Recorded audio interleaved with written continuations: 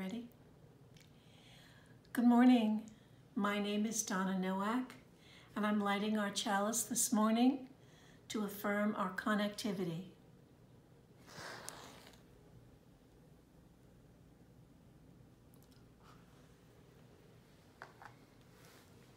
Many of you know about my volunteer work at the medium security prison in Shirley. It's a 2.5-day program in each of 3 separate weeks called the Alternatives to Violence Project, or AVP for short. Often at the end of the 3 days, we do an activity called yarn toss. It may be already familiar to some of you. We gather in a big circle, and the person who starts the activity holds a ball of yarn in one hand and the end piece of that yarn tightly in the other, never to let that go. That first person selects someone else anywhere in the circle, and while still holding on to their end piece with one hand, with the other hand, throws the ball of yarn to the second person. I'm being thrown the ball of yarn. While that person is throwing the ball of yarn to the second person, that would be me, they say to them, either I see in you the gift of, and then they fill in the blank, or I give to you the gift of. And they might say the gift of understanding or intelligence, compassion, sense of humor, whatever it is that they truly see in the other person that affirms that gift.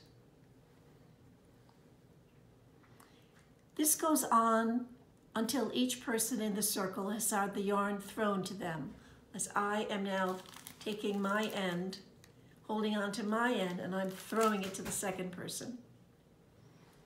What emerges is a crazy but strong crisscross of a weave in which every person is an integral part. In the end, all have been affirmed by an acknowledgement of their important value in that community. Now, as woven pieces go, this is certainly not a perfect one. Weavers, real weavers, call vertical pieces the warp and horizontal pieces the weft. Our pieces are more likely to be called the mish and the mash, but because there are so many connections, it embodies a strength that cannot be broken. So close your eyes for a moment and visualize all of us holding on to our part of that ball of yarn. Visualize then the congregation tossing the yarn across the pews this way and that. Then stretch your mind open to see a congregation without walls, and toss that yarn to those who cannot join us physically because of ability or infirmity.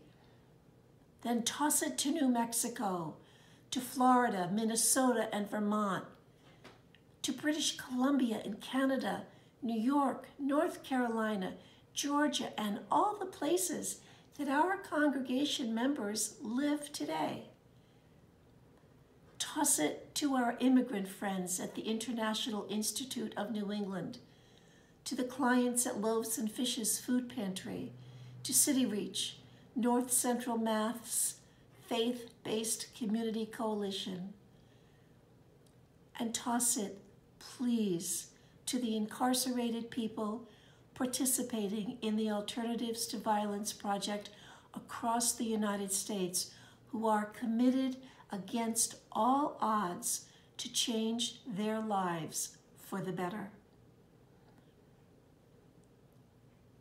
Until we can be together again, toss that yarn via a phone call, an email, or send someone a card in the real mail at the post office, because it's more than just keeping connected. Now, more than ever, it's about affirming the good in everyone. Throw that ball of yarn to someone, but remember to hold on tightly to your own piece, because by doing so, we weave a magic fabric that stretches as far as it is needed to wrap around ourselves and to hold each other in comfort and love.